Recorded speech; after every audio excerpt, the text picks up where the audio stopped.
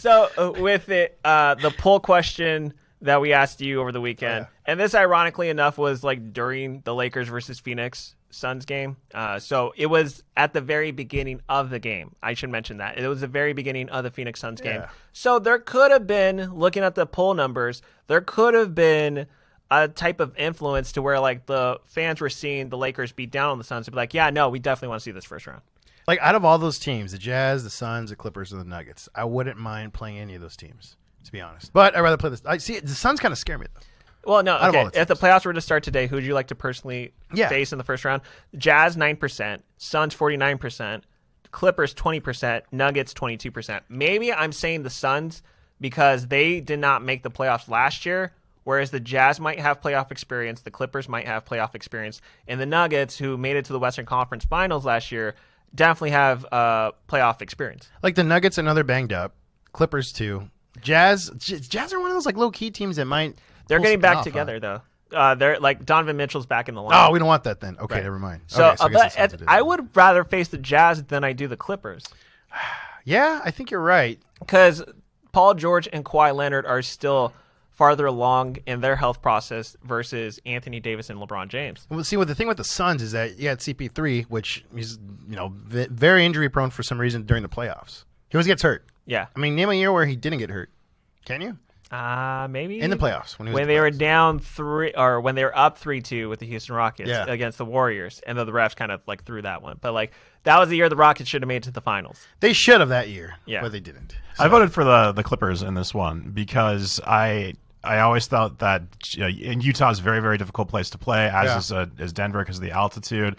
The Suns, 100% right, Mark. I thought that CP3 is going to get hurt, and so just wait that out. And the Clippers, not having to travel, to be at home pretty much for the entire series, I think would benefit the Lakers from a health perspective. That's true too. Yeah. I really feel as if like with the Utah Jazz, they might be paper champs. That's according like I think they're great in the regular season. I think they're really great regular season teams, but in a 7-game series, you got Donovan Mitchell having to go up against LeBron James if he's healthy, or Rudy Gobert having to go up against Marc Gasol and Andre Drummond and Montrezl Harrell. Like I know Harrell will be a defensive liability, but I just think there's more for the Lakers to benefit, whereas like the Jazz are easier to predict after 7 games. Yeah, I could see that. I mean, plus when we got LeBron, you got AD, and you also got certain players on the team that will turn it on during the playoffs. So I could see them, putting a little bit more effort into it. I mean, it's hard to judge them during. Like, do you judge them hard during the regular season? Like these last 5 games. No, like with the Phoenix Suns, for example. I'm like, hey, good job. I'm like, you guys did it. You guys are great. What can you do in the playoffs? And I know, like, I'm giving the Clippers a little bit more leeway because I'm like, they've been doing it year after year after year for a while now, and I know there are Laker fans that are like very bitter or like not. But just petty, maybe. Like, not bitter is the right word. Very petty. Very petty. Very petty. But I know Laker fans who are petty where they'll just be like, yeah, you guys are, let's see if you do that in the playoffs. That was a great impression of me, by the way, Zach. Off the air, Mark.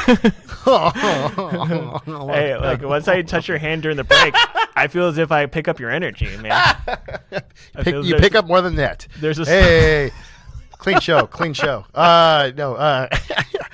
Yeah, I mean, the Clippers are one of those teams where it's like I feel like one day they'll get there. I just don't know. I don't want it to be anytime soon. I just don't want it to be when I'm alive. I was just gonna say that, to be honest. I was just gonna say that, but I was like, no. Then I'm just asking for trouble. Like, I guess who knows?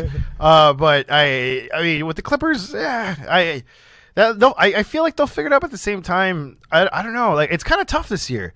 I mean, it's a lot tougher to kind of gauge of who's the better team this year than last year, I feel. Yeah, and that's another thing. I'm glad you said that because there are certain games. Granted, the Clippers have handed the Lakers ass multiple games this year for the regular season, right? With us, like, not even at like full potential, like at full strength, really. Right. But there are games where, like, let's say, remember the beginning of the season? It's kind of been the theme the entire season, but at the beginning of the season where it's just like one team would get their asses handed to them handedly. Like, Clippers lost by, like, what was it, 48 or like 51 points earlier in the season? And then, like, you're like, whoa, that was bizarre. And then the next night you'd see the Nets lose, like, tremendously to another team. Everyone lost not just, like, by a lot, but, like, rock bottom deep in a whole game where like it was common for every team in the NBA this season to like be handed like that. Do you think it's just exhaustion? Like they're just tired? It might. Or just wanted to phone it in a game? Like, hey, this would be funny if we just didn't play really good tonight. And that, like, I would say, like, comparing that to other seasons, you would see that most typically on like a back-to-back. Yeah. Where like one team was better prepared for another game, whereas like let's say if it was the first leg of a back-to-back, like they were like, you know what, we scouted too much on the second team. We should have like done something for the first game. We took them for granted or something. But I think with this, like a lot of players are just disorganized or discombobulated. They're not really like in it for this season per se. Not everyone's grounded is what I should say. Not everyone's like in the present. They're just collecting a check. They're just I don't know. I feel as if the only team that has been here the entire time has been the Utah Jazz and maybe the Phoenix Suns. Yeah, you could tell they really want to win. Yeah, but at the especially the Jazz, you can tell they really want to win. They're not going to win, but they really want to win. They really want to win, and I really think coming from the Eastern Conference side, the Milwaukee Bucks can surprise people. The Miami Heat, by the way, who were destined to go up against the Milwaukee Bucks. Yeah. Whoever wins that could probably go into the Eastern Conference Finals. So you think it might be the Heat? I was wondering about. I don't pay too much attention to the East because who cares? And that's why I go to you because you're the NBA expert here. Oh, thank you. Oh, of course. That's why you're here. So if the playoffs were to start today, the Milwaukee Bucks are the 3rd seed. They'll be playing the Miami Heat, and I was like, oh, if it was the Miami Heat versus the Brooklyn Nets, who are the 2nd seed. Who's first? Philly. Okay, I figured. Philly's up by 3 games right now. But they're still below 500. I'm kidding. Because that's the Eastern Conference. The Miami Heat just made a pretty impressive return because if you remember, they got off to a slow start at the beginning of the year. Yeah. And with Jimmy Butler, with Bam Adebayo, Trevor Ariza, Andre Iguodala, Tyler Hero, Kendrick Nunn, who's done serviceable. Did I say Tyler Hero? Yes, I believe you did already. Duncan Robinson, that was the other white guy I meant to mention. Wait, no, I was thinking the other 3rd guy that got cut. Oh, what's his name? Who? The dude that was Myers Leonard. Oh, yeah, the anti-Semite. Yeah. Mr. Racist. Nah, he's not there anymore. We don't bring up anti-Semitic people like him or Hitler. But yeah, like they're pretty deep. And like when I was watching them against the Boston Celtics, I'm like, this is a team that can probably get it all together right before the playoffs again. Yeah, they beat the Milwaukee Bucks before. Yeah, but do you think they could do it in 4 games? Like, best out of 7? A best out of 7. They did it last season.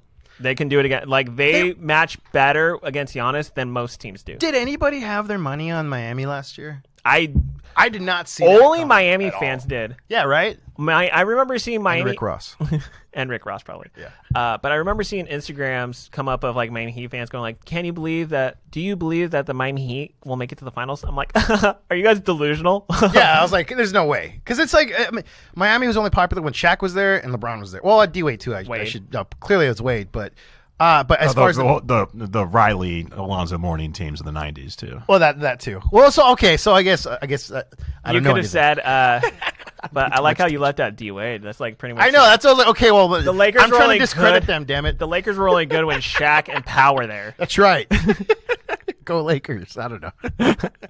No, I mean, like, as far as, like, them making it to the finals, really. I mean, they've always been in the picture, but how many times have they made it to their Eastern Conference finals, at least? Like, off the top. No, it hasn't been that much. Yeah, right? Because you don't really see them too much in, like, the final picture. I agree. I think That's it was the Dwayne Wade years that they made it to the championship. And where Dwayne Wade actually looked like a Hall of Famer. Yeah.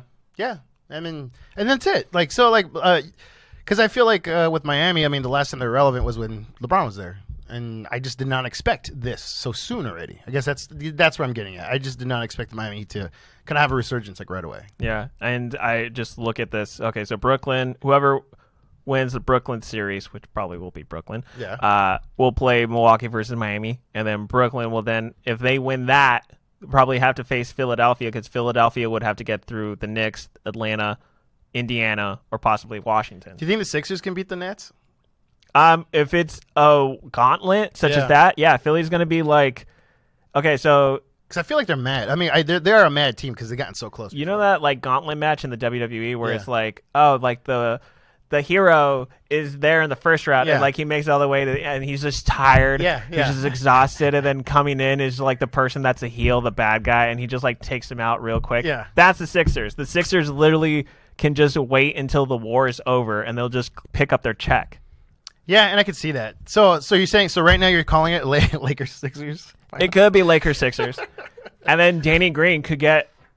Don't get me started. I was about to say something inappropriate because I don't like that guy, but I held my bells back. Don't get me started on Mr. Danny Green. He will get teabagged. I could say that, right? I could. Yeah. Okay. That's fine. Yeah. He will get teabagged with Lipton. He will get teabagged. Sponsored by Lipton. By Anthony Davis, LeBron James, and every Laker. Alex Caruso. That wore a Black Mamba jersey the night they were supposed to win, but he missed that 3-point shot and had to come back the next day to wear a Sunday white. That haunts me still. It haunts a lot of people. I had the whole night planned. I was dressed. I was like ready to go. The golden moment, and then it just blink. It was a Friday night, and the Laker fans could have just gone out, rioted. I was in downtown already. Hungover. Wake up the next morning on a Saturday. Party all weekend during a pandemic. Yeah.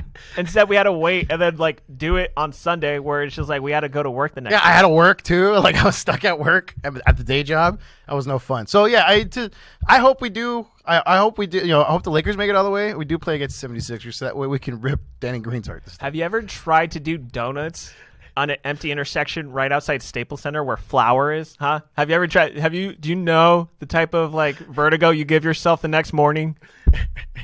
Thanks, Danny Green. I was like, donuts. What are we eating? No, I just meant driving. Yeah. Sorry. Hold my hand. Footsies again. No, but the 76ers, I could see them, coming on top. But I can't right now. It's hard for me to even decide if it wasn't going to be the Lakers, just looking, outside looking in kind of thing.